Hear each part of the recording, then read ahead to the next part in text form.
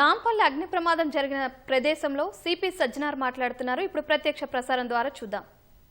Hydraa officials, GHMC officials, అట్లానే MLC కొల్మూరి Venkatrao గారు అందరూ కూడా ఇక్కడ వచ్చి మనం ఇది పర్యవేక్షణ చేయడం జరుగుతుంది.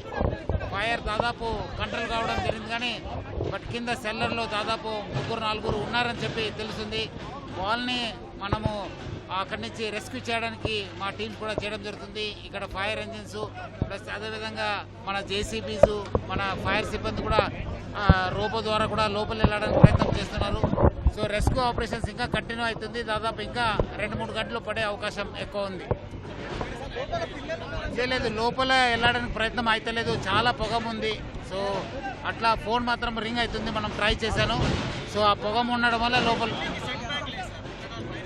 అవునవును అది ఒకసారి మనము అవునవును ఇన్సిడెంట్ అయిన తర్వాత మనం ఒకసారి రివ్యూ చేసుకొని మళ్ళీ ఎట్లా చేస్తే బాగుంటుందని చెప్పి మనం కూడా హైడ్రా ఆఫీషియల్స్, మనము ఫైర్, జిహెచ్ఎంసీ అందరూ కలిసి ఒక ఆడిట్ చేసి మనము ఏమేమో రెక్టిఫై మెజర్స్ తీసుకొచ్చి తీసుకుంటాం.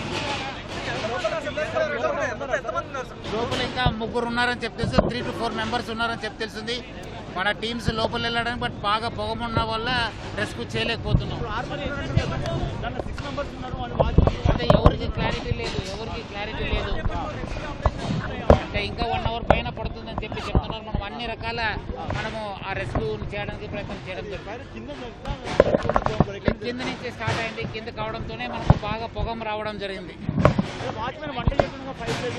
అది ఇంకా అది ఎందుకు అయిందని చెప్పి మనం తర్వాత ఎంక్వైరీ చేస్తాము.